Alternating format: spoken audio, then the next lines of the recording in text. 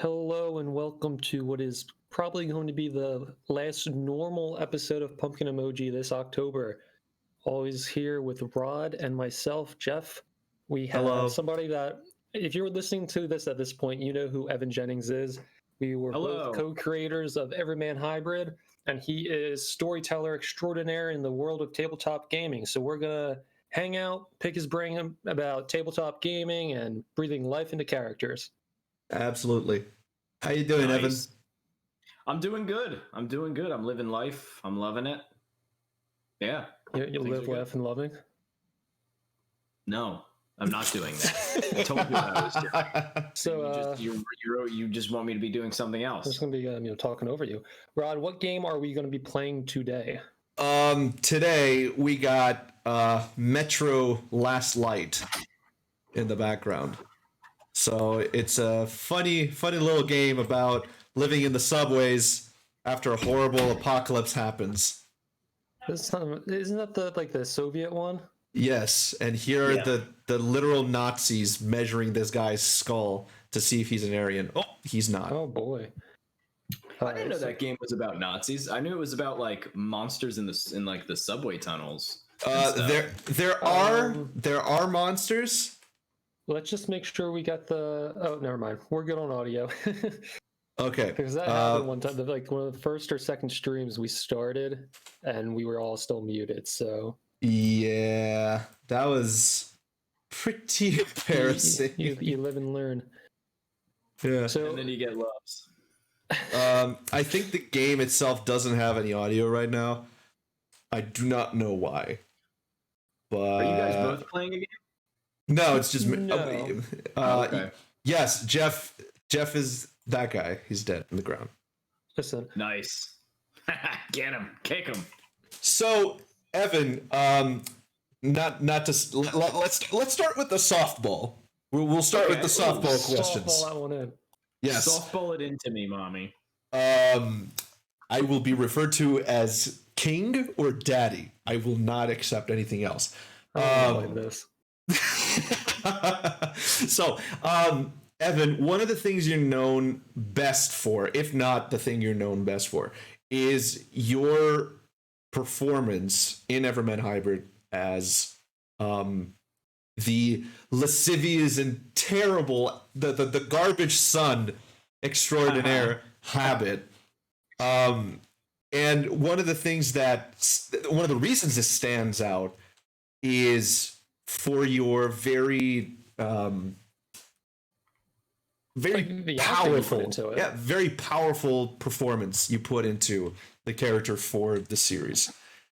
I kind of want to get less of a specific for Habit, but more of a general. What do you think is the most important aspect of preparation when it comes to acting in something like EverymanHYBRID, a web series of that sort?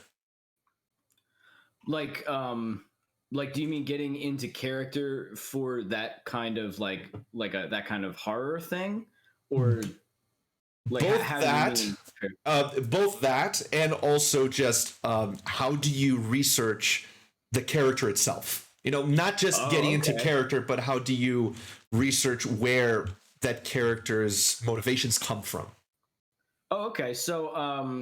So what I would do is when I was, because you came up with like what he was, right? And right. we came up with I wanted him to be this like awful, just like the worst of humanity essentially, because he was a whole bunch of different serial killers and mostly killers, but like bad fucking people from just all over. So you take the most horrendous thing and person, and then you got to think, well, how am I gonna fucking, like, how can you possibly encompass that? And really you can't.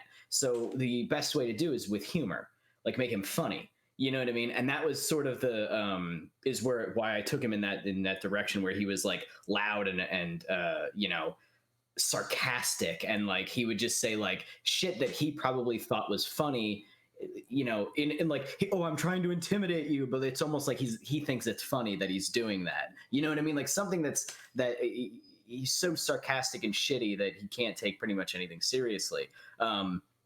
And then when I was thinking about like how to act with them, really, it was just I was super inspired by tons of. I'm a huge horror nerd. Obviously, I love horror, and villains were always my favorite. So like Beetlejuice, Freddy Krueger, you know, people like this where they're charismatic but terrible, where they're loud and they talk a lot, but they're like the just putrid scum, you know what I mean, of the earth. And those are villains I'm always drawn to, and I love the way they are because it's almost like it's not like Jason who's on a mission, you know, or Right. it's not like the I'm a clever psychopath kind of killer. It's not about that. It's about the sheer unadulterated joy of what you are doing, and like that's sort of where I went, and that also kind of plays into the whole like animalistic aspect of him, where it's like it's not even a lot of his behavior is like instinct. Like he exists to hurt, to cause pain. It's almost like he gains sustenance from it. And so like the more shitty he was, and the more he made you uncomfortable, scared, sad, you know what I mean, gave you hope, ripped it away, was like part of that dance. And I think that was just inspired by people like Freddy, who I remember there was a specific scene that I've just, you know, all of his scenes are incredible. If you've seen the Nightmare on Elm Street and all the Nightmare movies, every kill is just like fucking awesome. They're just fucking awesome, and they have like style to them, and like they're hilarious, you know, in like a fucked up way. And one of my favorites was there was a guy with a hearing aid, and he can't hear without the hearing aid. No. So you know exactly what I'm talking about. So the hearing aid falls out, right? And he's in like Freddy's nightmare land, and he's walking around the dream world.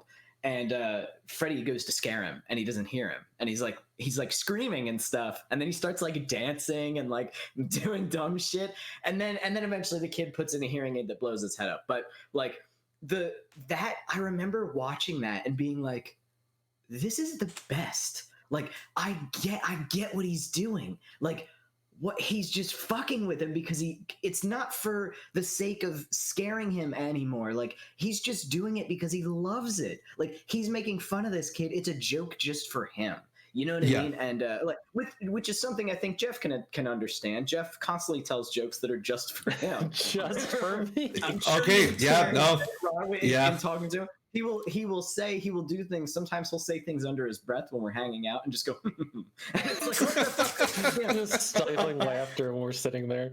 That's the kind of thing where it's like you can tell that this person, this creature, this thing, not you, Jeff, you're not a creature, but this thing takes joy from just this. And it really, at the base of it, it's causing pain and anguish. And like, how many ways can you explore that? And then I started thinking about, well, he's been around forever, so it's almost like it's probably looped around six times for him. You know what I mean? Like almost like when a song is great and then it gets old and then it's great again and then it gets old and then it's great. That's what I feel like he was like, but for sadism. You know what I mean? So really, it was just like, what fun, innovative ways would he enjoy himself? And really, there wasn't a lot we could do, so it came down to like how I spoke to them and how I act, where it's almost like he couldn't contain himself sometimes. Then sometimes he was just trying to really fuck with you, and you know what I mean. It was like he was throwing a lot at you because he just wanted to drink that emotion. Right. So one of the things I did,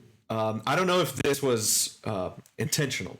One of the things that I did notice, you know, with the whole iteration theory and the idea that this has indeed happened several times in the past. With Habit having done many of the same, probably having done many of the same things and gone through the same events or chain of events. If you needle for lore answers, Rod, we're canceling Pumpkin No. right now. It's not. It's just the way I see it. The way I see it is like, remember in Groundhog Day when Bill Murray's wording. It's not even that. It's more like Bill Murray's character realizes like, oh, I could try to be a good person, but I could also be an asshole. And the way I kind of see it is like, it's him really realizing like, oh, I get to like refine the things I'm going to do to these people. And he's been refining them for, you know, decades. And I think there's definitely a level there of, I'm going to like Evan said, he's going to have fun with it. And if he goes for the insane and like this isn't even convenient to do. I definitely see that being something in on Habit's mind. Like, let's make this bizarre because I've done the normal knife stab a million times. Right. Yeah. The question on my mind for, a new creator, someone who's, thinking of taking a more acting heavy approach to their web series. How would you suggest that they approach the, something that can be daunting? Acting in itself, when you look at it, it can seem very daunting.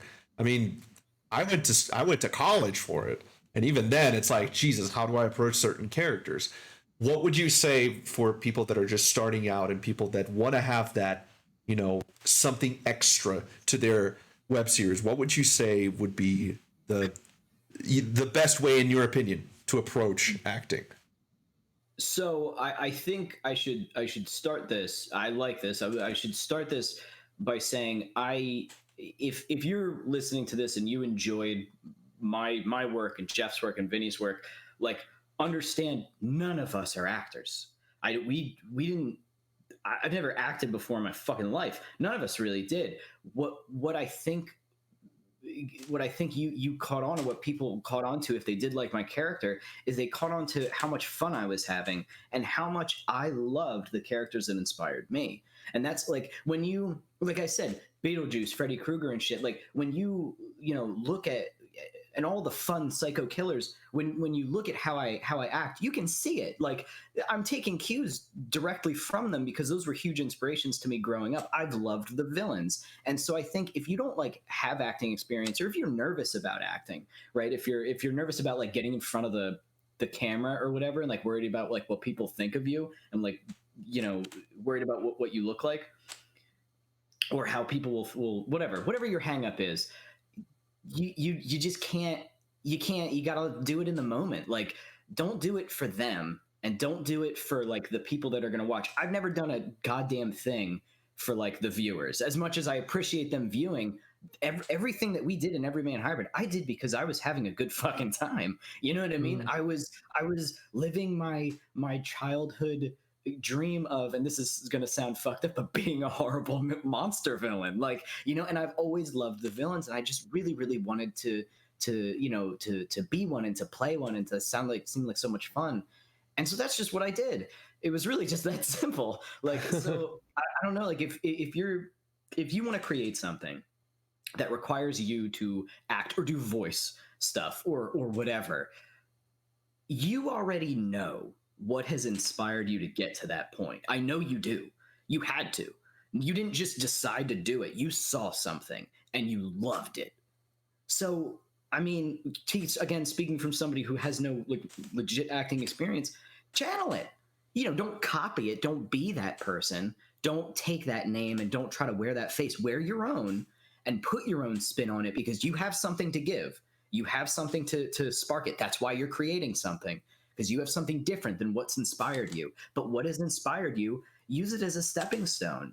Embrace that. If you liked the mannerisms of Beetlejuice, which is like, if you look at the way Habit walks around and acts, very grandiose, and then I threw in a little bit of sludge. You know what I mean? Like, which is already kind of what Beetlejuice is. He's a fucking scummy theatrical man. But like, things like that, just embrace what you already love and what's already getting you into this art, and make it yours. You know what I mean? I think every great actor and every movie maker and every artist and everybody who creates anything, they're inspired by something, and you can see direct correlations from what they do to what has inspired them. When you see interviews and shit with them, when they talk about it, you're like, oh my god, fuck, I totally see that. Like, it's how we make things, you know what I mean?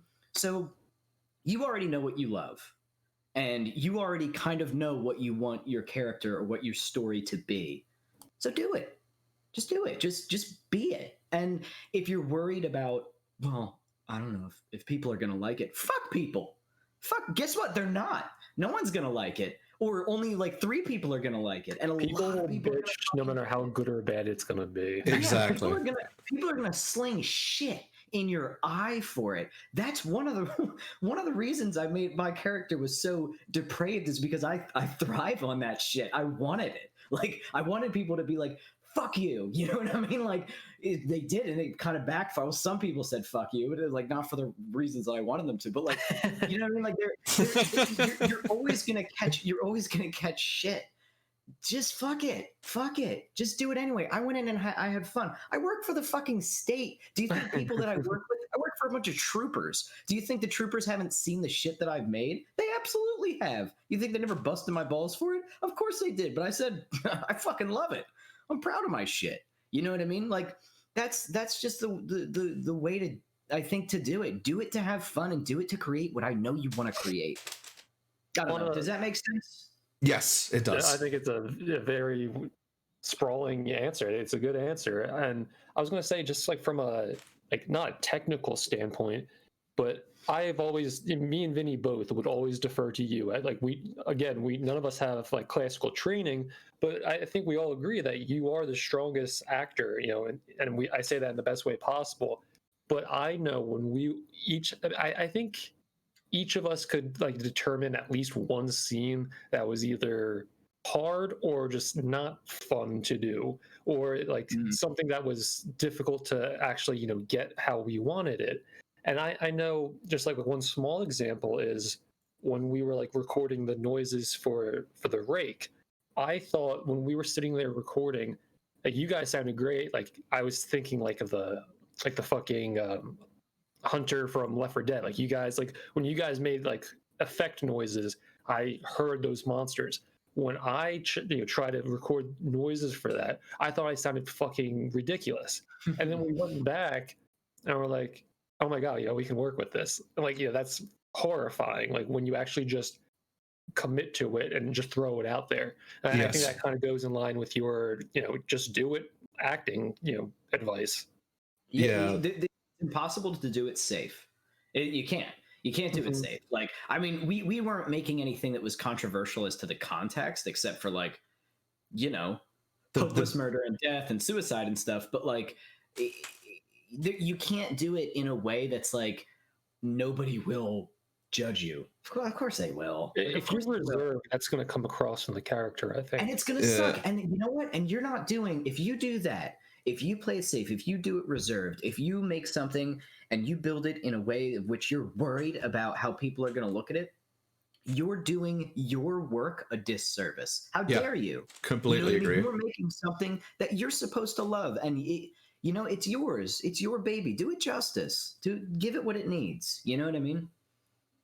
Yeah.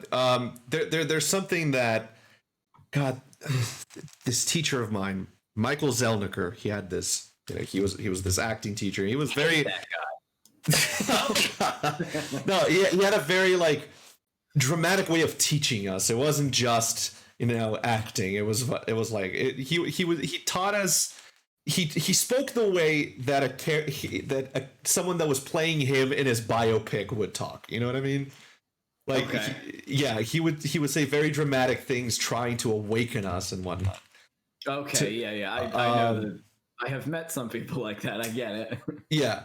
So the thing about it is that he used to say two things, and these two things I completely agree, despite, you know, him being very dramatic. Salty balls is the two things he would say, and it was very confusing. I know, but you know, it made sense. When, like someone's like, you know, grandparent would die or something, they're trying to console them. Oh Salty God. Balls. Thanks, man. I'm sorry, go on.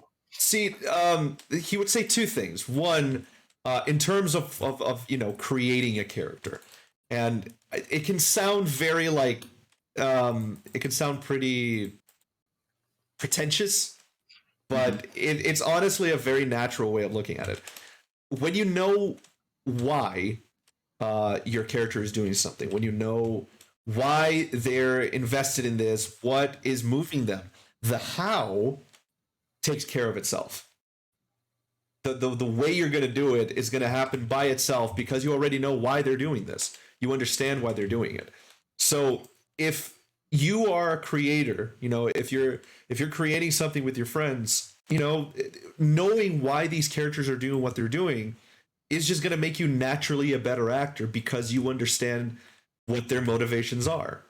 You understand why they're doing things. So I think that speaks very true to what you're saying, you know, this idea of, and I think in a certain way, it's this consciously habit is going, oh, he's seen these movies and he likes these scummy guys that he's also seen, and he's like, oh, I could do that, you know, like I could definitely do that. So this information, you know, being informed by, you know, the motivation. And the second thing is that also speaks to what you were talking about just a second ago. It's, if you're going to do something, you know, if you're gonna make a story, if it sucks, it sucks. Lean into it. Be authentic. Love what you're making, whether it's good or bad. Yeah. Because you have movies that lean into it, like The Room by Tommy Wiseau, and it's like, Jesus, it's a fucking cult classic because it's so bad, but they lean into it. You know, he gives it his all while sounding like an insane maniac man. Maybe but it's amazing. Relate too personally, unfortunately, but it's like that movie was just for him. Yes, I actually completely agree. So the authenticity is something that even if people don't like it, people will respect it from a creative point of view. People will look at it and be like, all right, they did what they loved, and they loved what they were doing. They had fun doing it. So yeah, Evan's right. I think that the fun is visible and contagious. Like, even if it's bad, you can tell that, you know, it was a fun production. Like, people weren't miserable behind the screen. Absolutely. I think that's actually what you're saying. That's a really good way to say that, is once you know why, it takes care of itself. Because if you're the one, if you're trying to make something, again, going back to the persons, and you're like the only person that you know that's going to make it, like if you're on your own, which a lot of people are, then you have no choice but to do it. And like, if you know, like you said, if you know what your character wants to do and like what they believe in stuff, then you are going to do it. And if you don't like, oh, but I don't know how like a spec ops fucking soldier would whatever. Well, one, you know, research takes care of that with knowing what like guns are and stuff. But like, it's okay if you don't have the personality of like some fucking monster hunter or something, because it's your personality. Put a little of yourself into it. That's what makes every like character fucking great. Why do you think Samuel L. Jackson is fucking amazing in every movie? It's still him. It's fucking Samuel L. Jackson in every goddamn movie. Yeah, there's a piece of himself. Like, yeah, like it's him in different universes. That's it. It's like, this is Samuel L. Jackson if he grew up as like a super spy. I'm gonna be a Jedi. This is Samuel L. Jackson if he grew up as a Jedi. This is how Samuel L. Jackson would act if he was on a plane full of snakes. Like, that's it. And like, you know what? He fucking crushes it. He knocks it out of the fucking park because it's believable. You know what I mean? You see his shit and it's believable because it has a lot of human in it. And like, I think that's a really good way to say that, man. Once you know why, you're just gonna do the how. You're just gonna do it. And it's gonna feel natural. Even if your work isn't good or whatever. Like, look at our shit. Jeff, remember what it was like in the beginning? There's a lot of things we wish we could do it. Yeah. Like, what the fuck? Like, we were trash. You know what I mean? In the beginning, we didn't know what the fuck we were doing, but we just kept going, and we had a good time, and then it worked. I was gonna say something about the character direction you guys both just talked about, but that does remind me, before we move too far away from habits, inspirations, and like the characters that, you know, made him, you know, Freddy, Beetlejuice. I think if we went back and really scoured through all the scenes after Call and Cut early on, you'd get some like on, you know, quote unquote set inspirations of us just dicking around, you know, between takes. Like, we even included the one of you playing with the Freddy glove that, you know, that made it into a video.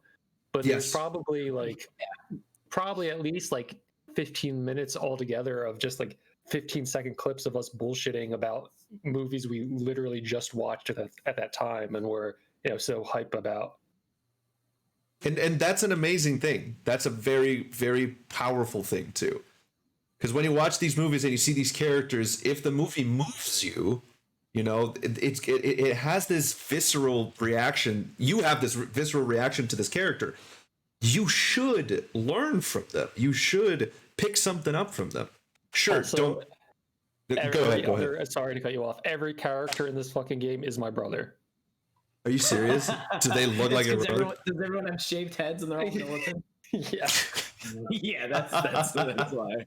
And the other thing I was going to bring up is, you know, making character direction such an important part of making the character. I think that's really just why I always, like, when we're talking about creating and writing the story in the first place, is the outline is always like this, you know, stick in the sand, like, no matter how, you know, how many waves wash upon shore, use this as your marker, use this outline and work from point A to B. That's just, you know, taking what you guys said about the character, but making it in terms of the story. Like, if you know how you want the middle and the end of your story to go, it does, you know, what happens in between doesn't fucking matter. You can get inspired and wing it, and, you know, to success, to varying degrees of success, if you know where you're trying to move the story, even if you don't know exactly how to get there, you know, just yet.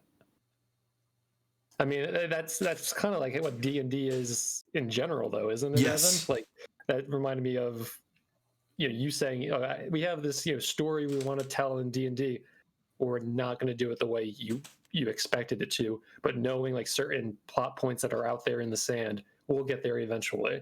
So yeah, actually, that's a really good, because tabletop role playing is the most chaotic way that you can ever tell a story, from like a writing standpoint, quote unquote writing, because you can't write it. And that's the beauty of it, is like, when you, like, I create my world, right? And my world has rules, and there are things that will happen regardless of the player's actions, because it's like big world stuff. Like, no matter what you're going to do, that meteor is still coming because you don't even know that it's coming, you know, or whatever. But like, all the shit in between, like your big bad, every DM always knows what their big bad's going to be, usually, unless they've created a few and have other options, whatever. But if you know what your big bad is, you don't know what the fuck the world's going to be like, what shape it's going to be like by the time that big bad wakes up. As far as you know, you could have a big bad in your story, and by the time you get to him, like, awakening from the dark tomb, your players have already ruled the world and are evil, and more evil than he is. And it's like,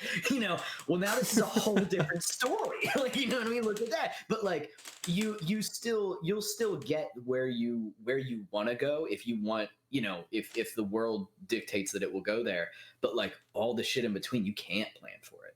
You know what I mean? But it happens. And oftentimes it's more beautiful and more excellent than anything that you could have come up with. Yes, you know, but absolutely. But that's because it's tabletop. And we could get into that, you know, but like, it's and that's, I think even the writing process, for more traditional writing process for creating a story in general, is a lot like that, because you'll make your story, right? And you're like, okay, yeah, I know what I want. I want this. Everybody starts with like 3 ideas. Like, usually it's always like 3 ideas for a story, and you have it and you're like, okay, go. And then you go through, I mean, think about a story that you've had knocking around in your head for like 2 years or 3 years or something. How many times has it evolved and changed and shape shifted into something better and better and better and better? You know what I mean? Yes. You didn't know that you were going to get there originally. You didn't have the whole thing plotted out. Of course you didn't, because if you did, it would have sucked. Like, because it would have been your original idea, and it would have been rough, and it just would have been what it is. But the more you thought on it, and the more that it had time to grow, it became something even better. And yeah, I think those 2 things are kind of similar. And I think, you just knowing how it's a little different, because when we were doing EMH, you know, we were all good friends, and I think, you know, through the pain and the good times and the bad times throughout it, we became best friends. So it was kind of a different relationship than, like, you know, if we were assigned by like a studio or something. So it's not, I don't think it can be nearly as organic to like leave those holes like to do later. But I think if you're working on in a positive environment for collaboration, having like Evan said, like 3 points, and using that as like, you know, your direction, allow yourself the time to, you know, improvise or further embellish on ideas, because like Evan said, if there were ideas that we wanted to tell when we were in March of 2010, it would have looked like shit with how we knew to do things now and like how quickly we wanted to finish the story. Like there were certain things that, the overall premise of the story might have stayed the same, but how we were going to get there, like we were in way over our heads to achieve that way. So it probably would have came out a lot weaker than how it did. So this is something that we actually, over this last month of doing the pumpkin emoji streams, between this kind of conversation and talking to Mike Manello and Michael as well, I've been more appreciative and open to collaborative efforts for what they are, because I think all of us have a tendency to like, let's just put our head down and get something done yourself, but you can see the benefits and like the positive outcomes that come from allowing yourself to be open to help. Yeah, I totally see that. See, I think, and I'd say that like I have a firsthand experience with that. With Monarchs 52, like I'm the only person that writes the story. Like I write it, produce it, direct it. I pretty much do most of everything. But Mike Weisner came along, and I saw what he makes, and I'm like, dude, like we need to work together. We just have to. And eventually we were like, we're going to have crossovers, and that's going to happen. And as soon as that started happening, the show became like, I'd say like 5 times better, just because Mike's own creative vision started coming out.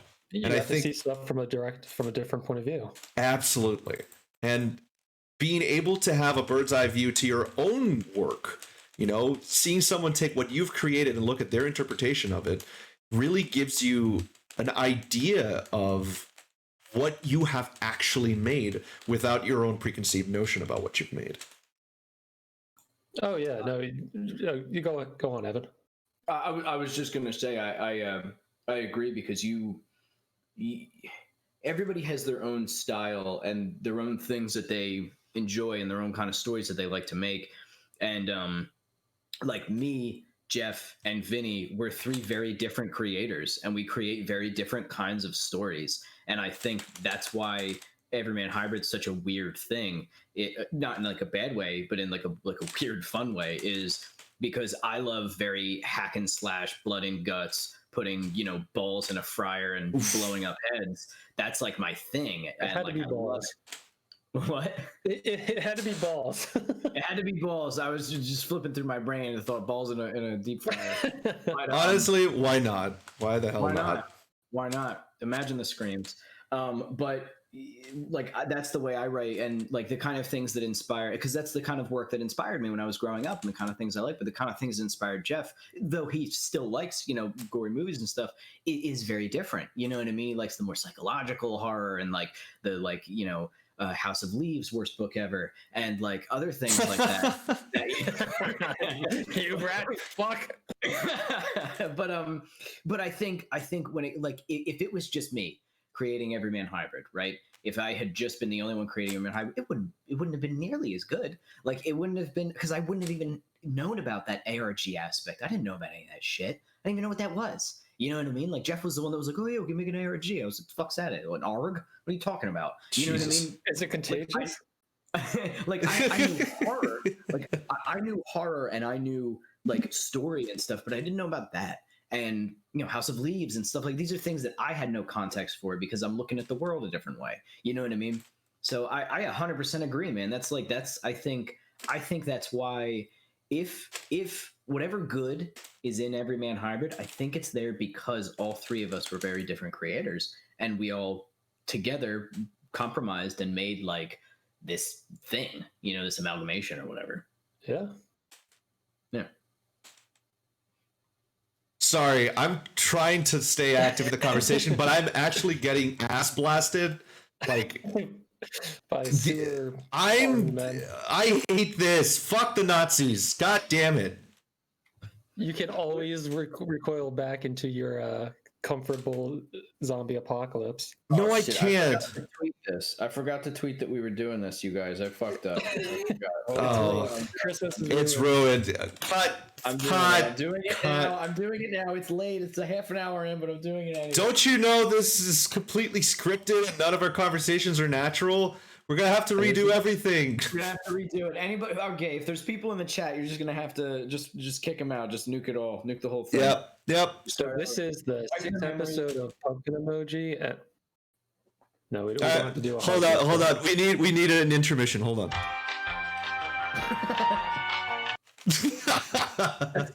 It's awful because we only heard like 2 notes of it. Just failure, pure failure. Trying to use the soundboard before and it never works. It just never works.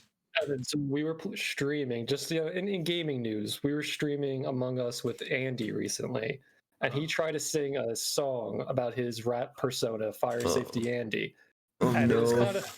it was kind of like what Rod just did. Every 2 seconds would mute, and no one knew what he was trying to do, but he just laid it out there. And like, shut the fuck up, Andy. Shut your fucking mouth. Stop making noise, you fuck. It's like, good. Hey guys, I hope you enjoyed my song. Yeah, no, basically. Like, you'd hear him high pitched and like auto tune screaming in the background.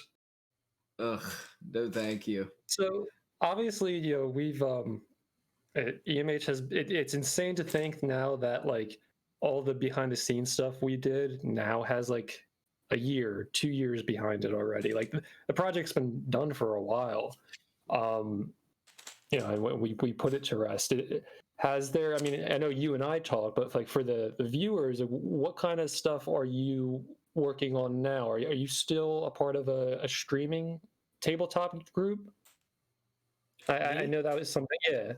Just give them a little heads up of what you've been like working on recently. Yeah. So, what I've been doing, the only games that I run is the game with you and another game that I don't stream with my cousin Matt. But okay. I do play in a game on the channel's called Nerds with Dice, and our game is Rifts, Ballad of Fate. Rifts, Ooh. like RIFTS. Yeah, Rifts is a Palladium system. It's like an RPG system. Right. It's like just a fucking crazy ass world and stuff where like there's portals to every known universe and everything is smashed together. Like wizards fighting robots, fighting dinosaurs, fighting dragons, right? That's sort of I love it instantly. I already love it. Yeah. I think you would appreciate it. And it's very like crazy and fun and not balanced at all. And that's why it's awesome. But so I'm playing that, which is cool. And I am constantly writing for the game that we are playing, or more so now I'm not so much writing for When We Were Evil anymore. That one's kind of written and ready to roll, but I'm more writing for the next campaign that I'm going to run Jeff, Amanda, Talia, and Alex through, which is going to be Brune, my land of Brune, in my own sort of setting. I have like a whole... What takes up a lot of my time is like creating this whole world, right? This world that I'm playing with my friends in for the D&D, and I'm working on my own RPG system. That's right. That's tight, dude. Yeah, I'm trying to make a very simple and approachable system for people who hate math and like more cinematic action, you know what I mean? Because there's a lot of systems out there that are like quote unquote simplistic, but when you get to playing them, you're like, yeah, but like you play it and you're like, yeah, this is pretty great, and then it comes time for combat and it's like, yeah, well, combat's like whatever. And it's like, no, like don't whatever me. I'm here to kill stuff. Yeah, like what are you talking about? But like you'd be surprised how many DMs they're like not friendly with that. So I'm trying to make a system that you can play it pretty much however you want, almost like the Fate system. But and I like the Fate system, but there's a bunch of stuff I don't like about it. But something that you can essentially take all the rules that I make and you can bend them and break them in order to make what you want in an easier way than you can with a lot of other systems. And in the system itself, in the book itself, I actually, after like a section of explaining to you how to play, I give you ways to change what I just said in a way that won't fuck the game up too much. That's good. That's very good. Like, it's like after a section, I'm like, do you not like this? Well, here's like, fuck this rule. Here's 3 other ways that you can just say are your house rules, and I've already tested them with the system and they work. You know what I'm saying? Like, right, so you're giving them variants. You're basically giving them variants. Yes, I'm also trying to create, and this is very difficult, but I'm trying to create a system that's like 100% approachable for people who can't see. I can't think vision impaired, right? Yes. People who can't see, but people who are blind, and because they're rolling dice, and unless they buy Braille dice, it's fucking impossible for them to play. You know what I mean? It's hard for them to play. They need somebody to tell them what they rolled. What if they don't have anybody there? You know what I mean? Like, so I'm trying to think of a diceless system, which people have tried, and it's not like, it's hard. It's hard as hell. But I'm trying to make one that will be fun and still can be just as chaotic and crazy as any other RPG. But you can do it 100% theater of the mind. You don't need anything, but there are still like rules and things like that set to it. Isn't Gloomhaven kind of like that? Yeah, I think so. And so is oh shit, it was like Heroes Fall or something. There's another one I found online. It was like the number 1. But it was an audio adventure. And it was like essentially like for your like computer or something. It wasn't quite, if I might be getting this wrong, you know what I mean? Feel free to fact check me and tell me I'm a fucking idiot. But there are a couple, I think, that are out there that try, and I've been looking at them and kind of trying to figure out what they do. But I wanted to make the system that I make close to the other system that I'm making. You know what I mean? Like, I want to make them similar, compatible with each other, so that you can, if you're playing it, you're like, oh yeah, let's just play the more accessible version, for accessibility. So that's kind of what I'm doing. My life is essentially all RPG stuff now. I am trying to teach myself how to draw web comics, which is fucking hard because they have to go vertical. Right. Tricky, but I have a few stories. I have a lot of stories in the works, but I'm not a big writer. Like, I don't like writing. I like to draw, and that takes forever. Yes. like writing the RPG book, I've already got like, tons and tons and tons of fucking pages of info, because it's basically you're writing like a textbook. But like drawing a comic is very involved, especially when you're the only one doing it. So it takes me forever to draw very little, which is, hard on the soul. But yeah. But we can collaborate. We can write a comic about a young man that works for the state, and he likes numbers, and he's burdened by this courage that no one else has. By the courage that no one else has. See, I have characters like that in my story. They're usually and then they die instantly. Yes, absolutely. They're having a deep conversation with somebody, and then the wall explodes, and that other person is spattered, and they're like, ah! So I am so burdened by being handsome and cool and very intelligent. And better at skateboard than their friend Devin. I'm being killed. But I'm still handsome. Yeah, hell yeah. Let's collab on that, Evan. We'll talk about that later. Jesus. So much fun for me. No, I legit, not a self-insert, but I would love to do something like that one day. What? Go co-op on a comic? Yeah, or anything. You know me. And you color or ink, because it sounds like you're gonna write a story and I'm gonna do all the drawing and the writing. Hell yeah. It does sound like it, not gonna lie. I'm the ideas guy. We go 60-40 and you draw everything. I would have been a graphics designer if I wanted to do that, and that's one of the reasons I did not become one. Is because yeah, no, the bit's old. I got nothing.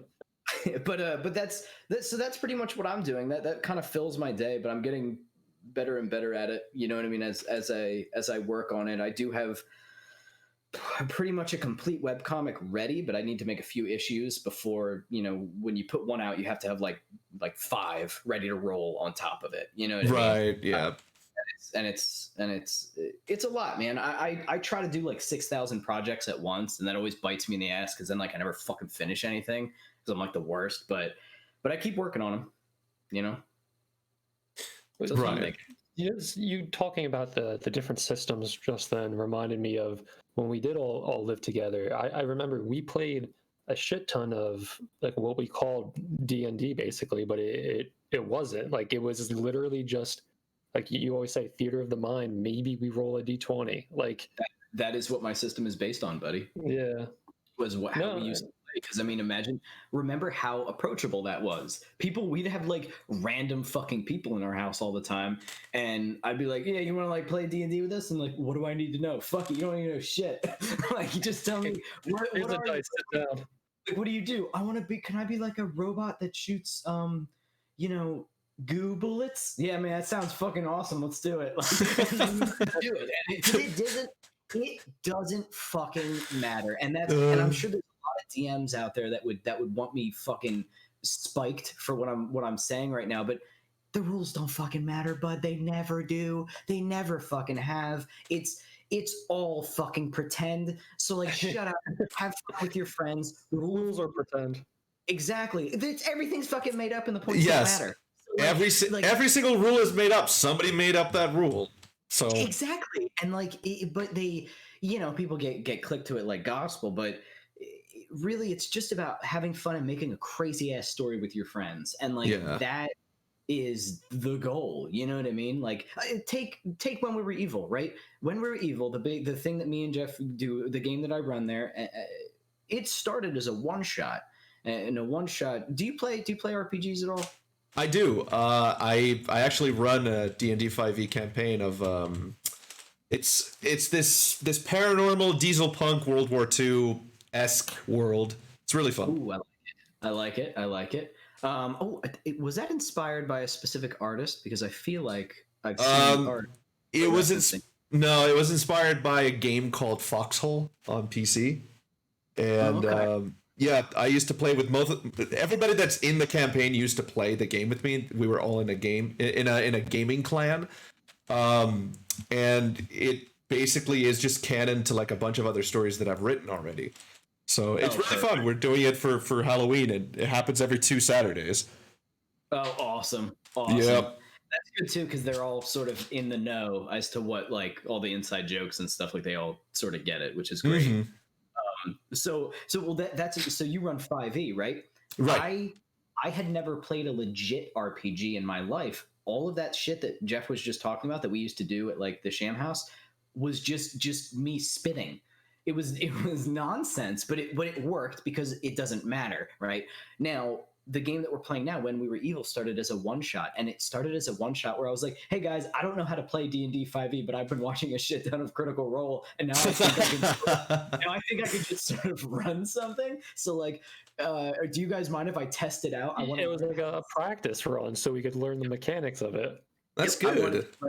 How D&D 5e worked, so that I could learn how to break it to use what I need it for, which is my sort of game style and my play style.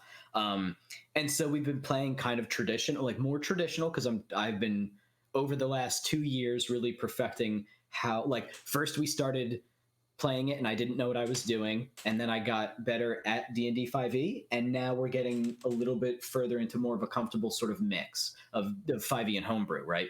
But what I mean is, like, it started as a fucking one shot.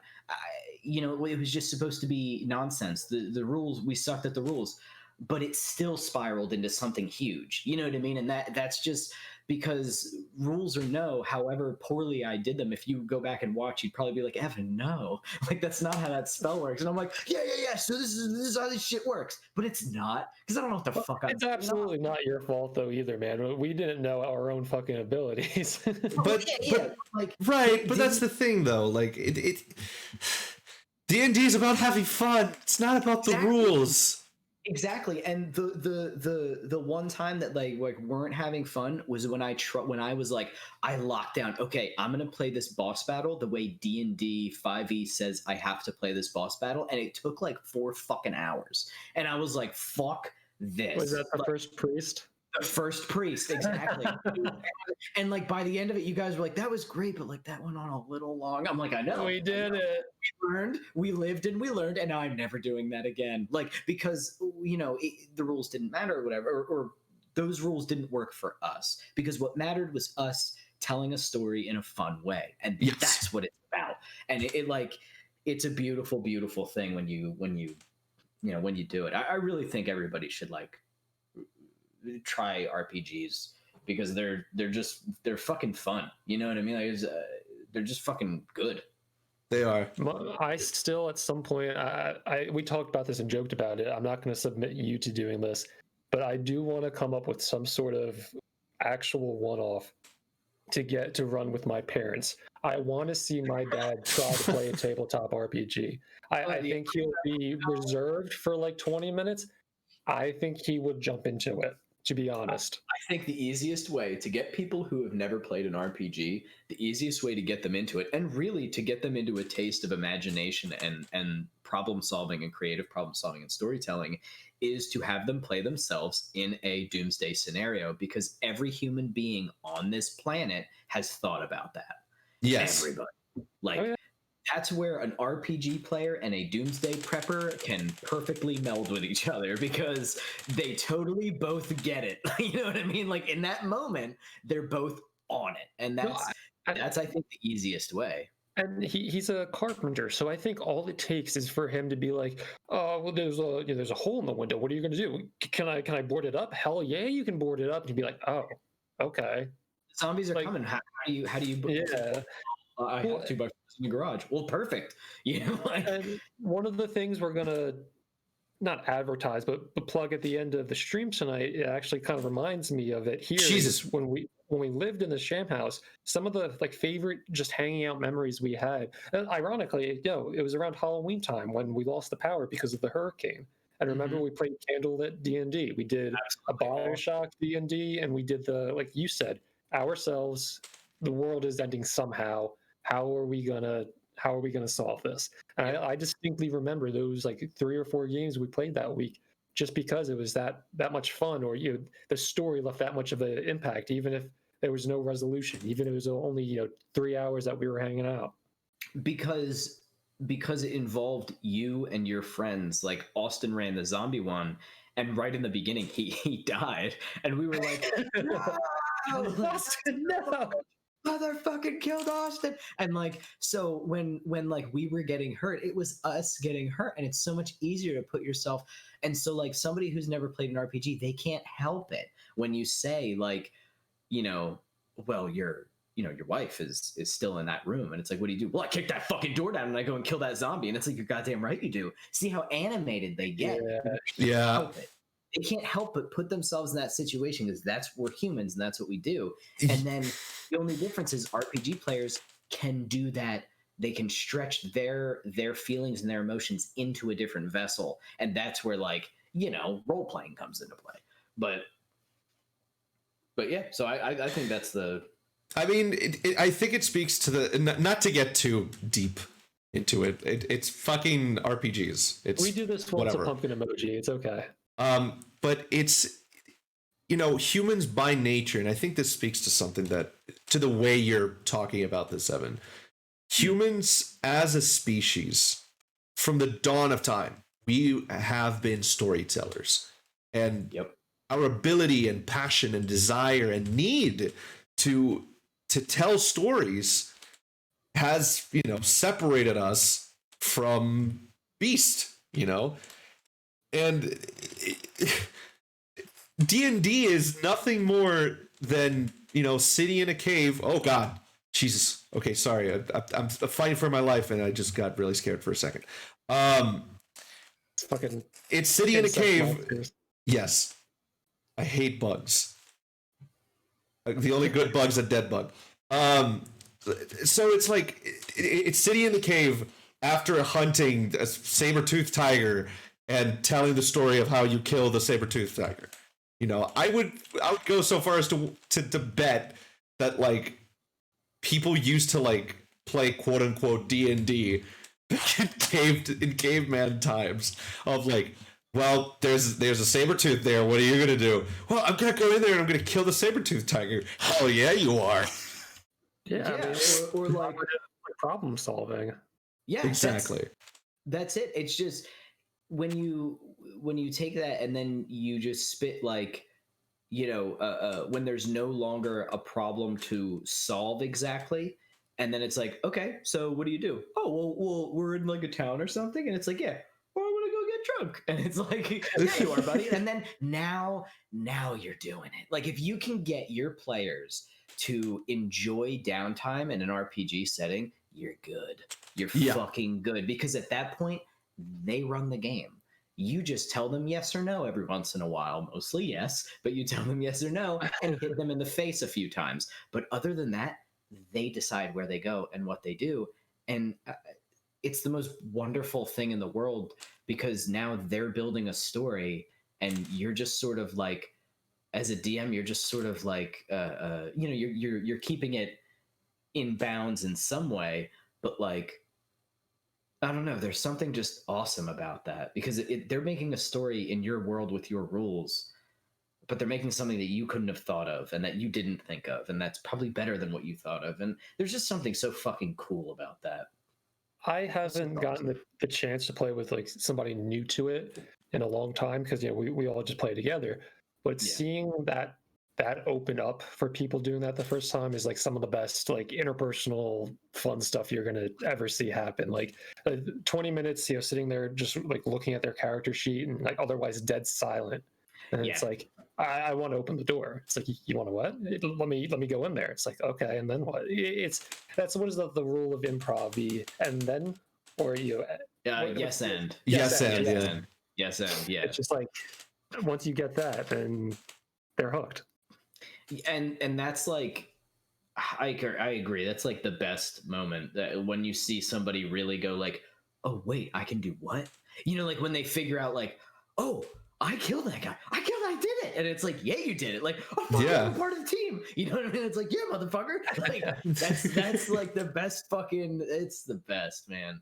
But from a storytelling aspect, it's also beautiful, because you're looking at somebody who is now creating. And maybe they weren't creating before, and now they are, because they realize that they can. And it's fucking awesome, because they're going to go home and they're going to think about that over and over again. They are, because you've been that person. You know what I mean? Like, you've had your own first experience with it. You know how it's like. I guarantee you, if we message your cousin Dale right now and say, he still asks me. Yeah, remember the android? He'll know that entire story like the back of his hand. He asked me. I had like a barbecue a little while when I got my house, a while ago. Whoa, what the fuck was that noise? Aliens. Did you guys hear that? Yeah. But wait, did it come from me? Because I'm wearing like noise canceling headphones. I think so. Aliens are invading and I'm too busy doing a podcast. But yeah, he still asks me, hey man, you should come to Philly and run a game for me. And I'm like, I fucking would. Like, you know what I mean? Because those are just, and that was like the first game he ever played. And he became like, he was like the hero at the end. You know what I mean? Like, cause he got so into it. I didn't even realize I was describing him. We were all, the usuals, me, my brother, and at the time just Amanda, and we're all, trying to keep the story going and everything. And Dale's just sitting on the couch, like, religiously looking at his phone. Like, we thought he was bored, and we're like, that's okay, it's not for everything. Sometimes people don't bite to it. And then like a half hour in, he's like, all right, so what does advanced leap or whatever the shit mechanic he was looking up all those moves. He's looking like, so how can I fix this? Yeah. And he was figuring it out, and that's what he was doing the whole time. Is like, that's really cool. And that's like how my cousin is. My cousin Dale is very like, he's smart. He's smart brained, so he's fucking always trying to figure shit out. But that's how he connected to it. You know what I mean? He didn't quite connect to like the big epic story that was going on in the universe. He cared about the logistic problems that were happening, and he knew exactly how to solve them. And like, because that's the kind of person he is. And RPGs can pretty much bring that out in anybody, because there's different scenarios that everybody can bring something to the table with. Yes, absolutely. We have two questions from Phenom. Have you guys ever played the Delta Green RPG? It's Lovecraftian horror mixed with government conspiracies like the X-Files. Delta Green. That sounds name amazing. is I'm gonna look that up. the name That is sounds like familiar. 100%. That sounds like 100% up your alley, Jeff. That Yeah, sounds like no, your right? two favorite things. Smash. And additionally, has anybody played the new Amnesia yet? Aiden Elliott started playing it. He was telling me about it, and I'm very excited to start playing it. He was hyped for that. And Amnesia machine for dogs? what is this? A Pigs. machine for pigs? What is this? Some sort of machine? No, apparently there's like was it a reboot or a sequel? Peter, where are we? We're in Amnesia, Lois. It's some kind of machine for pigs. I hate this. Jesus Christ. Yeah, like it's either a sequel or a reboot. So Phenom, to answer your question, no, no one here has played Amnesia. No, we haven't done it I yet. have not. I really want to. Oh my! Evan has opinions about Amnesia. I only play good You know what I games have like opinions- Simpsons Hit and Run, and exclusively that. Wait, what did you just say? What game did you just say out of your mouth? Simpsons Hit and Run. Listen the to me. The only video game. Listen to me. It's the I best played- game I- of all time. I put hours into that game, and I I'm put not kidding. months. The I put GTA months. one, like the GTA Simpsons game, right? Fuck! Big rats! Yes! Sorry. Yeah. And you're running yeah. around, you're like collecting shit, and I fucking loved that game. Yeah, you can literally just go around kicking Marge for no reason. Okay. Well, I didn't do that, but I Yeah, that's the message we want to leave. I'm sorry, okay, like I was walking around and I was a kid and I was like, well, what the fuck am I gonna do? And then I see Marge and I'm like, oh, I'm gonna approach her. I mean, So you as a child, you're bored, you don't know what to do, and your mind goes directly to domestic I was violence. gonna say domestic violence. Hey, look, listen. Remember, like, as an early teen, like suddenly realizing one day that's like, wait, Grand Theft Auto has a story mode? Oh God. Yeah. Grand Theft Auto Vice City was my introduction to Grand Yes. Theft Auto. Vice So City was good. my jam. And of course, I learned the cheat codes before I knew, Oh, like, before the you game ever and played story. the game, yes. Exactly. So, like, I can't even tell you. I was, just chainsawing people and like making the cars blow up and like all this shit. Putting the cars on like no traction so that they just like fly all over the place. Yeah. And yeah, I had no idea that game had like a story at all, unless when I would get arrested by the cops or something, and I would hear the lawyer go like, "My client wasn't even in the city at the time," and I was like, "Wait, what's this? Am I a I have a mafia guy?" lawyer. Like, Wait. I had no idea. Ken Rosenthal is a character? Like, he had a Jesus. name and everything. I had no fucking idea. No, yeah. No, for me that was fucking, what was it? It was Drive. The PS1 Drive. Oh, That was- okay, yeah. my dad and I used to play it a lot, and he would play the story and I would just, drive around trying to run over people, but I couldn't. And then ruin it. Kinda. And then one time, like, because whenever he would play on the PS1, I would just grab my Game Boy and I'd be like, oh, it's not my turn, so I'm just gonna go do my thing. And there's one time I'm looking at the TV and I'm like, hey Dad, why are you not in the car? And he's like, oh, my character's having a conversation right now. And I'm like, what the fuck is a character? Yeah, like, there's anything besides driving and violence in this? This game is called Drive, Dad. I'm not fluent in English yet. I'm 7, but I do understand what that means. There you go. You're meant to drive, not talk. Not talk. Jesus. You gonna say something else?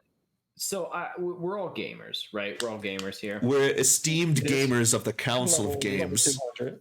This goes back to what we were talking about. I'm a level 6 mage, when you but create okay. something, it's good to have like input and like outside opinions. So and I think a good example of that in more modern works that you could look at was if you look at The Last of Us, which is one of the greatest games ever. The Last of Us was incredible. And then you look at the sequel, Last of Us 2.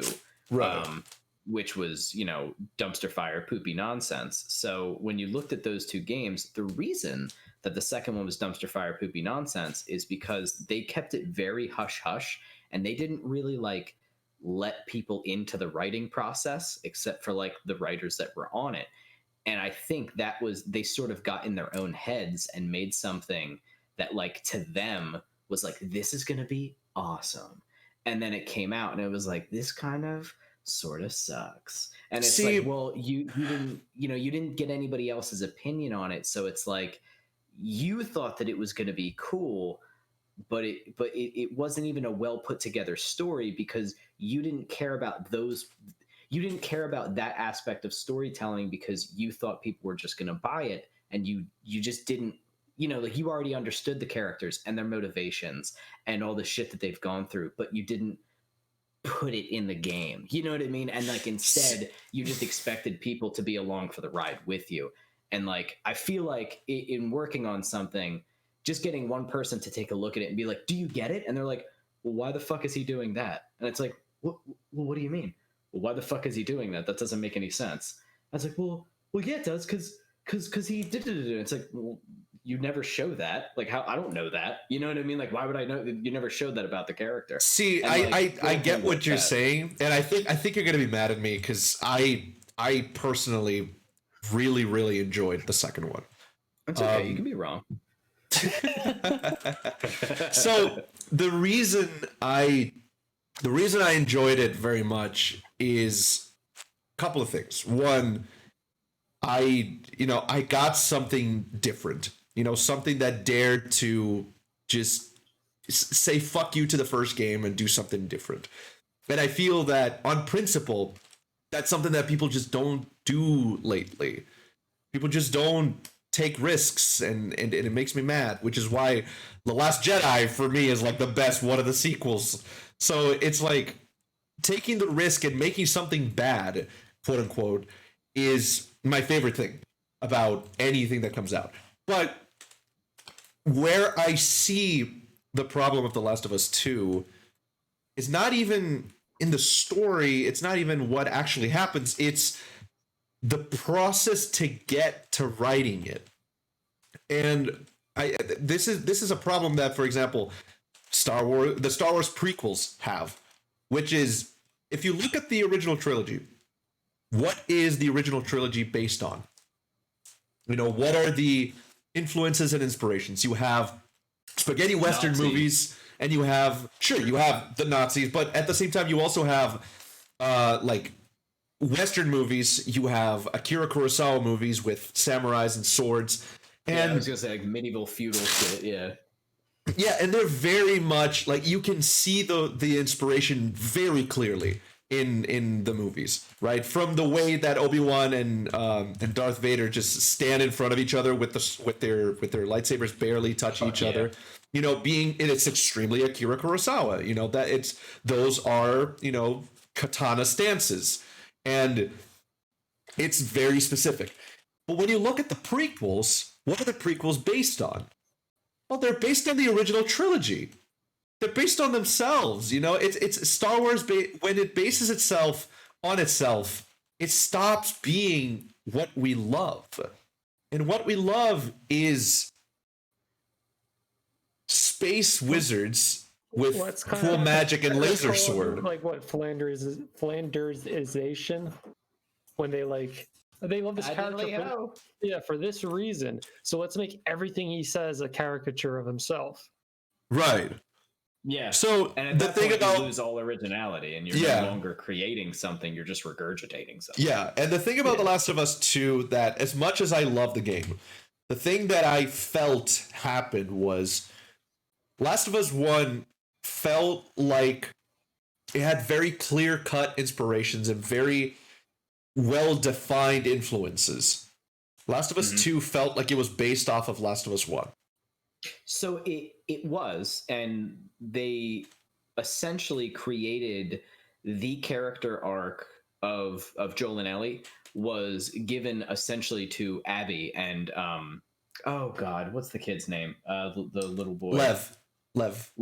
Right? Lev. Fucking, first of all, Abby's my favorite character in the game, right? I love Abby. I think Abby's really well written. people who hated the game because of Abby can suck my ass. That character was fucking awesome. I love that character. I agree. However, there's still a bunch of problems. But so her journey was essentially Joel's journey, right? And Ellie's journey was sort of a descent into becoming what Joel used to be, which was, if you remember, sort of just a living piece of human shit. Absolutely agree. Would kill people, and you never really saw him at his worst you just heard about it, and you heard that he was like a living monster. But he's a survivor, but still, he did bad shit, killed innocent people. But that's sort of what they were doing, and it's like, see what we're doing here, and it's like, yes, I do, except the journey of Joel becoming a better person took like months, and it was involved, and you believed it, and that was what made the game so good. It was not only his journey, but of course you loved Ellie because she was the best, you know what I mean? And it like took its time, and you really got to know the characters, and the character progression and character arc was so rich and so vibrant, and that was so new. That was something that like I had not seen in a game nobody before. had done before. Nobody had done it. Everybody has done what Last of Us 2 was, which was sort of like, it's a vengeance story, but in the end, they realize that vengeance is bad. And it's like, yeah, I fucking know. I know. That's not original. Don't feed me this horse nonsense. You had something amazing. Like, you had something that was deep and real and human, and you turned it into something that was regurgitated. You know what I mean? Like, the Abby's arc with Lev is not believable. It's simplistic and empty. As much as I love those characters, I feel like they're great characters that were wasted, essentially. Like, I would have loved if Last of Us 2 was like, fuck Ellie and Joel. They're not even, nope, it's not a game about them. It's about Abby and Lev. Yep, thank you. This is a great game, because then you really get to know the wolves, and you get to know the bad guys, and you get to see the arc, and you get to see the pain and the anguish. And even if they didn't go with the whole, I'm a bad person becoming a good person again, if they wanted to do a different thing, okay, that's fine. But like, you had a formula that you could change and still make incredible games, right? God of War essentially took the reins. They were like, oh, we can do that. Yeah, and then they did it. And they did it. And like, they did it, and it was amazing. And like, God of War was never a game like that. They innovated. Last of Us 2 innovated the wrong direction. They essentially reverted. And like Ellie's journey, Ellie's whole part of that game, it's the most boring shit I've ever played. And I loved killing people. I love shooting people. I love that you'd shoot them and they'd roll around on the ground screaming. And I love that like you'd kill one guy and you'd hear another guy go, Gary! And it was like, yeah, I killed Gary, fuck you. And then I beat them to death with an axe, because it felt like, yeah, this feels real, bitch. Like I'm killing all these people and their families. And that's fun. And I like it. But God, for the love of fuck, every time there was like a cutscene, I could not wait for them to be over fast enough.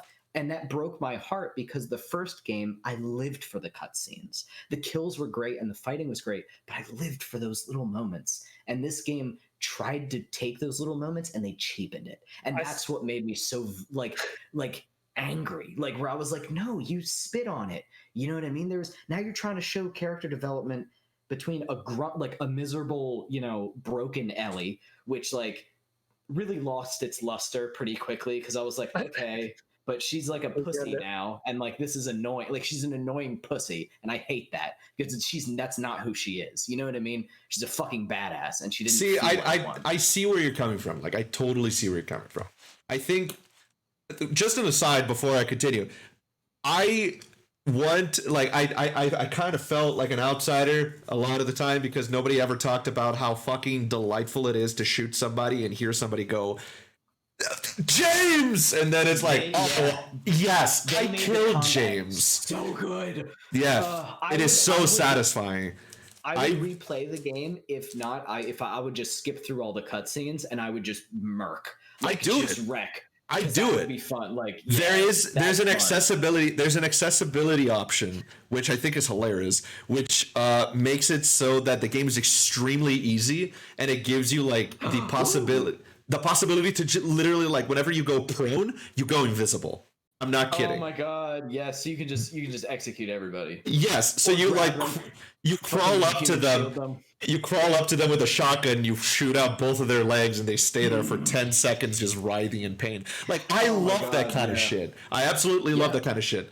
But the thing is, I feel like we both love The Last of Us 2 for very different reasons, and we see the failings of it.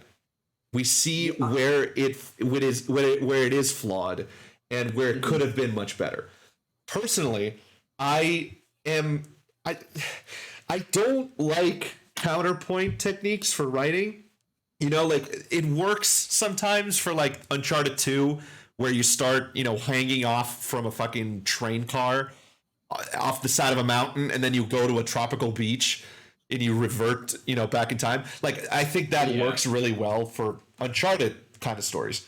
But for The Last of Us, like, the second that you tell me, you know, that after Joel gets killed, that spoiler. Oh, please! If you haven't played it yet, go play it. Stop being a baby, and play it because it's a good game. It's an unfortunate sequel. It's not a bad sequel. It's an unfortunate sequel. Okay? Was Ellie the one with the cyborg arm? You shut the fuck up, Jeff. So she's the one that she gets like 10 feet tall. Yes. Jeff, are you gonna play Halo when it comes out? Is that the deep game that you're gonna play? Get the fuck out of here. No, I'm just gonna replay Alan Wake for the 18th time. Actually, we should. That checks out. I'm gonna let you finish your thought, Rod. But we should discuss Control because I would like to get your guys' opinions on Control. But yes, please. Yes, please. But the thing that I want to say is just, I'm just gonna give my prediction, and you can agree or disagree, and I don't care because in my heart of hearts, this is what's gonna happen, and it's such a scenario. It's a scenario where there can be so much good writing, and it's gonna need amazing writing to make it work. But I want it so badly. So, the whole gist of like, oh, the Fireflies have people that would know how to make a cure. In the case of the first game, was Abby's dad. The Fireflies are still around, which we thought they weren't, right? And Ellie is still around. So here's the thing. Two things. One, we know that Ellie's strain of the fungus is non-lethal. Yes, her ligma is not lethal. And she has bitten Abby before. She bit Abby during one of the gameplay sequences, which means that if it is transmissible, both Dina has it and Abby has it. Okay, so they're both immune, quote unquote. Now, the way I see this is the way I see the third game could eventually play out. Instead of Ellie going after Abby, which she will not do. No way. Abby has to go after Ellie and say, there's a way for us to make a cure. And then they work together to exactly, and then they both have to like. It becomes the travel story of Abby and Ellie, you know, and it's such a palatable. That's palatable. But it's such a difficult thing to write. What? Right? What about Abby's dad? She eventually she forgave. Abby forgave. Thing that just made me. God, I just hated that so much in the game. It was just such a fucking letdown. I just really want. They're like, don't you see what we're trying to say? It's like, shut the fuck up and let me kill this asshole. Don't you see what we're trying to say? I'm gonna drown her and then I'm gonna drown the fucking kid. You know what I mean? Like, I want to listen to you. Don't give me your fucking lessons. Like, I get it. You know what? Fuck me. Like, shut the fuck up. I want to kill these people. Like, they were trying to make it. Or are you gonna feel bad about it? No, asshole. Abby's my favorite character. I can't wait to cave her fucking head in with an axe. Like, that's how I feel the whole game. Now, like, you tell me, they failed. Like, that was a huge failing. Like, you know what I mean? Like, see, in your experience, I'm like, I don't give a shit about her side. In your experience, like from your point of view, I'm like, yeah, they failed real bad. Because if you love a character enough that you want to cut their fucking head off, and still love them so much. It's like, yeah, they failed. They failed they failed you, Evan. I can totally see that. But no, because they wanted you to feel conflicted. They wanted you to feel conflicted about the vengeance story. I don't feel conflicted about the vengeance story. I was having a good time. When she was like, when they were fighting, I was like, yeah, cool, all right, something's gonna actually happen in this fucking game. And then it's like, now we're gonna walk away. And it's like, this is the worst game. Like, imagine watching a movie with that. There have been many of those movies. Guess what? There's a huge part of you that watches it and you're like, God, that was a fucking letdown. You know what I mean? Like, well, like that's worse. Never make the reality of that's how I felt about really Logan, happened. Unfortunately. Never make the reality worse than or less interesting or worse than the anticipation. You know what I mean? Like if you lead your audience to believe that they're gonna see something fucking cool and then you're like, just kidding, because it's wrong, and it's like, well, now you did a bad thing.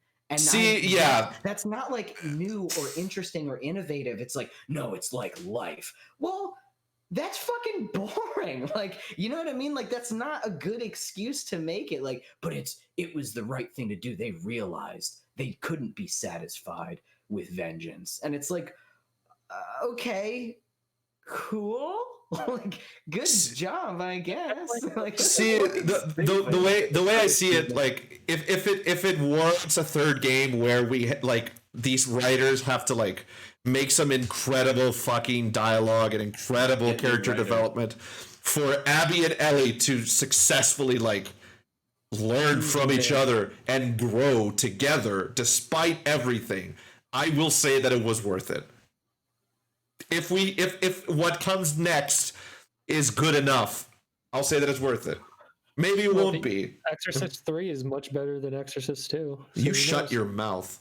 No, I think that's objective fact. You know what I think would have made Last of Us 2 just a good game and not a bad game with good combat. What? And to be fair, I love the art direction. Yes. The music is amazing. The graphics are great, and the combat's fantastic. But I don't play Last of Us for that. I played it for the story, and that was the biggest letdown. Which is the reason that I don't. That's why I'm so mad. I just realized my character has been staring into space for 7 hours. Sorry, everybody. But we're getting into it. But I think if they had simply made Last of Us 2, first of all, linear in storytelling, because like fuck me. It was like whiplash, and in the worst way. Like, I just was like annoyed and like bored with the, now we're gonna go over here, like you were saying, like now we're gonna go over there, now we're gonna go back in time. Like, oh god, I get it. Just tell me her dad died and let's keep going. I don't want to run around. God, I don't want to save a fucking zebra. Can we just fucking please? Like, you know what I mean? It wasn't anyway. So what I think would have been better is if it was linear. And I mean, imagine a story if it was you know, the conflict between Joel and Ellie, and they're not, you know, she doesn't forgive him, and they have this whole hateful sort of, she's so angry at him, he doesn't know how to reconnect because he's an old grumpy asshole, and like, oh god, we get this. Now imagine if we got to play, you know, while that was hanging over their heads, and first of all, which you're already invested in the characters, so that's how you profit off of that, is by having this painful interaction that's so uncomfortable and so difficult to look at because she hates him, and for such a good reason. You know what I mean? And you can't argue with her, and you also can't hate him because he loves her so much. Now imagine watching that develop and watching that grow, and then about halfway through the game, Abby kills him. And now imagine the impact that would have had, as opposed to, I died in a cabin. You know what I mean? In like 2 seconds, where you're like, well, that was kind of a fucking, again, very anticlimactic. Like, you know, I beat him to death with a golf club because he was nothing. It's like, okay, good one. You know, like that. What a way to make it. Like, that's like if Thor just did cut off Thanos' head right there before he snapped, and it's like, I did it. I saved the day. Like, all right, this sucks. Like, this movie's fucking stupid. Like, what the fuck? So like, you know, imagine if that, and how that would have made me like, no, and that would have had me like, fuck Abby, I want to kill her. And then you played as Abby, you know what I mean? And you're like, no, like then I get it. Then it would have been this confliction. Then it would have been this interest because she's such a great character, and you didn't even play her before that. You didn't even know who the fuck she was, just like Ellie didn't know who she was, and you're feeling what the characters are feeling. But they didn't do that because they thought that they knew better, and because they didn't let anybody look at their story and go, "This doesn't make any sense. You're a fucking idiot." Write it in a way that makes sense. Stop going back in time and back and forth. Nobody knows what the fuck you're talking about. And if they do, and when they do know, because it's not like hard to follow, but like no one gives a shit. Like you're not making these characters likable. You're not making them. You can't connect to any of them because you're running them around in circles so fast that like they don't even get a chance to listen to what the fuck they're saying, and they won't care about it. You know what I mean? I get that. It's the writing, and the writing is what made Last of Us 1 good. That's why it was a good game. Otherwise, it would have been a very fun zombie survival game, and it would have been very fun and very good. But it's a good game. It was an excellent, exceptional game because of the writing, and the writing was the biggest letdown of the second game. I see what you're saying. Was like how can you fuck that up? That was your bread and butter, and they're like, yeah, we don't need it. Okay. Like, and then you make a bad game. Like, you know what I mean? Like, you now imagine if it had all that shit with the combat and just a storyline where they didn't try to be like artsy fartsy indie shit, you know, which is what it felt like. It's a let's do something real wild. It's like, okay, it didn't pay off. Like, you know what I mean? And it wasn't even essentially it was like Memento minus the interesting part of the fact that he doesn't remember what's going on. Like it was just out of order storytelling. Moments. It's like somebody's telling you a story and goes, oh wait, I forgot. Yeah. Hold on. And then the door opened. Oh, I forgot to tell you this part. Let me go back. Yeah, and that's exactly what I meant. That's exactly what I mean by like it's not. It doesn't help. Counterpoint storytelling is not good. It's just not good. It's so difficult to make it good that you should not. You just don't do it. Don't do it. Except with Memento. And sure, only because it's a gimmick. What's going on. Yes, because it's a gimmick. And you're not supposed to know what's going on. And exactly. Or like flashbacks in a heist movie or something, but that's not sure. But flashbacks in a heist movie is a cruise control to cool, as Jeffrey here would say. I just think that. I mean, it is though, and you know it. To like commit to a single player game because, ironically, my favorite games are, single player narrative. But at the same time, it's like to go with. I didn't play Last of Us 2. I don't give a shit. I'm never going to. But hearing your guys' take on it, it's exactly why I don't care. Because it's like, look how tough this decision is. It's like, well, yeah. Do I have a choice though? Because if I don't have a choice, then I don't give a shit about the opinion you're forcing upon me. Your story is not good enough to make it matter to me. Yep, and you don't. Now that would have made a big difference to me. Letting you fucking drown Abby in the ocean there, like that doesn't. And it's not really because like I'm mad because she killed Joel. I was not mad because she killed Joel, and Joel was like my favorite character. Of course, he was everybody's. We all loved him. But like that's not why I was mad at her. I was just because Ellie didn't like her, so I was like, yeah, kill her, kill the bitch. Like, and it's like I loved her. Like she was great, she was fun. But like, Ellie's like, fuck you. I'm like, all right, yeah, fucking drowned her. And then they don't even let you. And it's like, okay. Like even if it's the illusion of choice, it's going to change how I view your game. Like, if that's what you wanted to do, as our friend Nick would say, just write a fucking movie then. Like, Exactly. And the beauty of games, one of the things that I think games are starting to lose is back in the day, do you remember when games all had like 3 different endings? When single player games had many different endings? Dead Rising. Like the masterpiece Mass Effect 3? We can unpack that later, but Jesus Christ. Dead Rising, and bear with me, Dead Rising was better writing than Last of Us 2, and I'll stand by that. Dead Rising was better writing than Last of Us 2, because imagine all the different ways that you could end. I don't know, granted, a much more simplistic game, but all the different ways that game could end because of just dumb shit in the game. Oh, you ran out of time, stupid. You're a zombie. Oh, you shot this guy. Playing Dead Rising, but it's one of my favorite game franchises because of that reason. I love the story. I love the goofiness. I love the characters. I love that you can fuck up or you can save the day. Yeah, but that's just Capcom. That's just Capcom enjoying itself. It is, and it's goofy and it's nonsense and it's just fun, but it's good. Except for Right, Dead Rising I'm 3. Dead Rising 3 tried to be all serious and dark and people are dying. And it's like, no, fuck off. Then 4 comes along and it's like, fantastic. Like, it's just back to Frank West being an asshole. I love it. But four lost. Four lost what I think made the game really great, which was like the flavor of the kills. A lot of them became very Yes, I similar. agree. And the psychos, they took the psychos away, and it's like, well, now you make bad game. Like the psychos were the most memorable part of each of these games. Was these like very awesome supervillain-esque, cartoonish bad guys, which were just so goofy. Favorite psycho from Dead Rising. Go from the first one. From any of them. Just your favorite. Come on. Just your favorite. You gotta choose. Look.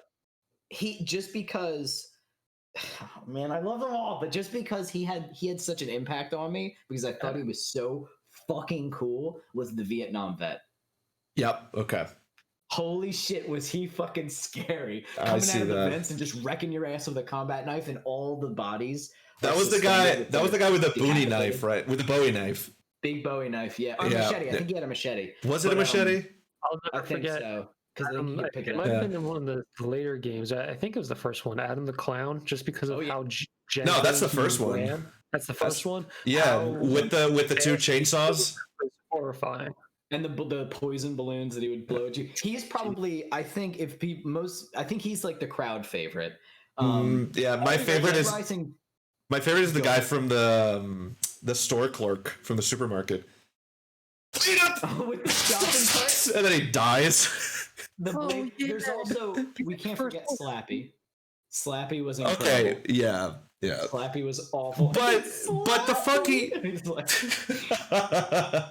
no, the dude literally would like run like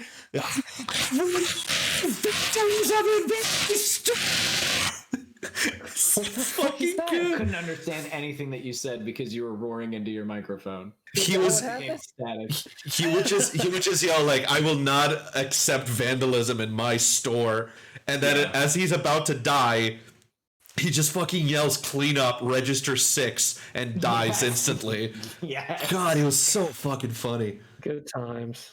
Yeah, Good times. he was good. The like Shaolin Monk of Wrath in number 3. I liked because he's like, my kids fucking hate me. My wife leave me for a man who sells refrigerators. Oh my god! And I'm like, I love this fucking game, but like, it's so good. And of course, the guy with the motorcycle, or the big, Hunter was his name, the biker guy. Just because I love that vehicle so much. I liked Off the Record, like Dead Rising 2 Off the Record, because Chuck would show up because he went insane because Katie died, and he would actually take the place of the motorcycle guy. Yes, he would. I loved it. Killing Chuck was my favorite thing. His song was Firewater because he was drinking and he was tossing Molotovs at you, and he had the big dog. Katie, he was fantastic, man. So good. That was great. Yeah. Oh, I love Dead Rising. That's a game I could just play and kill zombies for like hours. I used to play with Amanda. It's like just stupid fun. So we can unless you guys have more games to bring up. I was gonna say we've been going for about an hour and 40 if you want to wrap this up. I'd be down. I'd be down to wrap it up. So for one thing, when we were planning this week, initially we were going to have our good friend who Evan and I have lived with for a couple of years, Dylan Sindelar, come on to promote his short film that's coming out on Halloween. And we're not directly involved with the production of it, but the story of Twigs, as it's called, is kind of not personal to us, but it was something that was conceived when we were all living together. And like we kind of joked about it before, but like there was a lot of time wasted in that time of our lives, but there were a handful of really like positive memories and positive creative endeavors that we did then. And I think Twigs is definitely a part of that. You guys might be familiar on the old YouTube channel, The Sham Life. we have an audio, I guess, like a one-off, like a little audio drama called Twigs that is basically the blueprint to what Dylan is going to bring to the screen. And I think it's about a half hour, 40-minute movie that he's going to be streaming all night on Halloween. And they're also raising money for the wildfires that are currently in his home state of Colorado.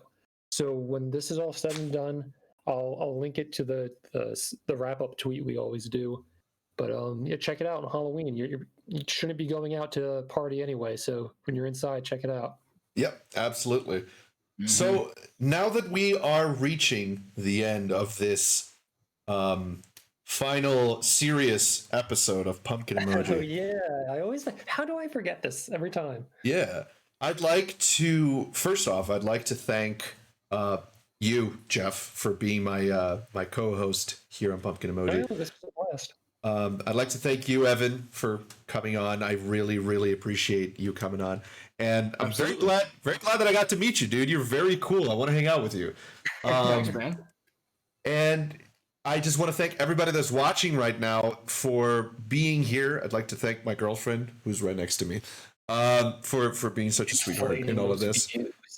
But yeah, thank you everybody so much for coming on and watching and being here with us. We don't exactly know what's going to happen to Pumpkin Emoji as we move forward. Maybe we'll continue making it.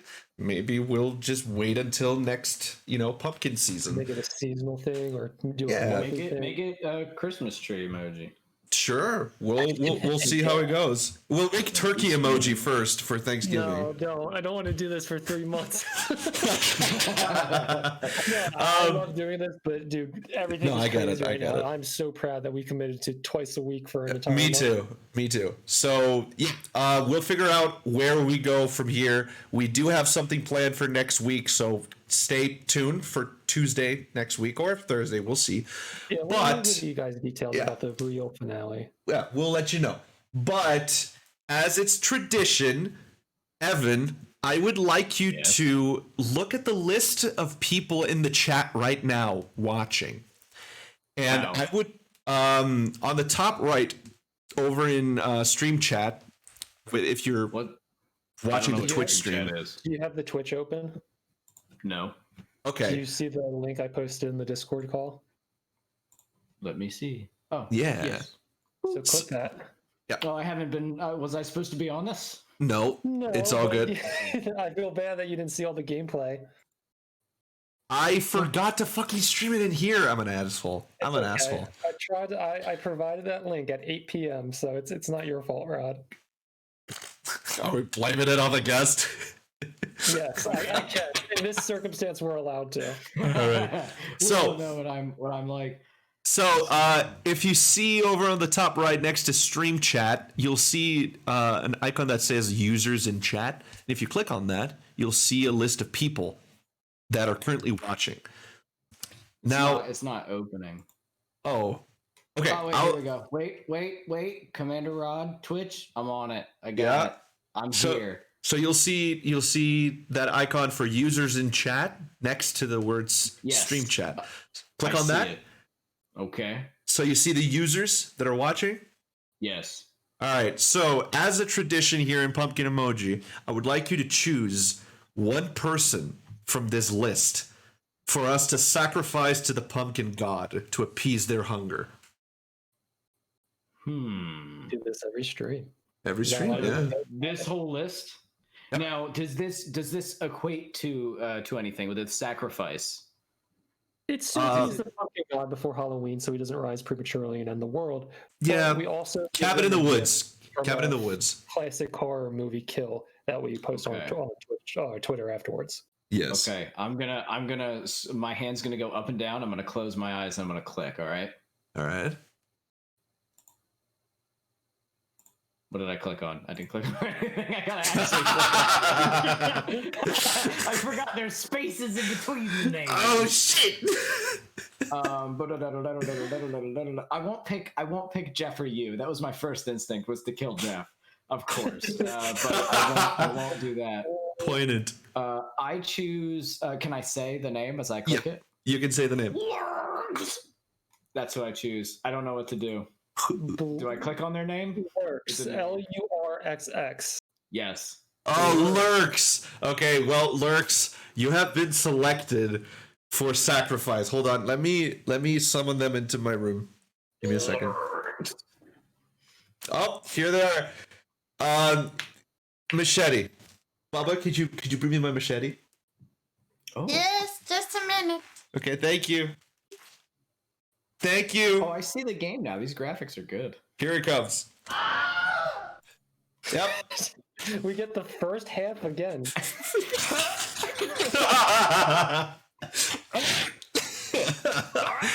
All right, everybody. Thank you so much for hanging out. I truly, truly appreciate you all. Stay tuned for what comes next. Jeff, thank you so much. Evan, thank you so much. And yeah, this has been Pumpkin Emoji, and we will see you next time. Take care. Emoji 2020 signing off. Goodbye.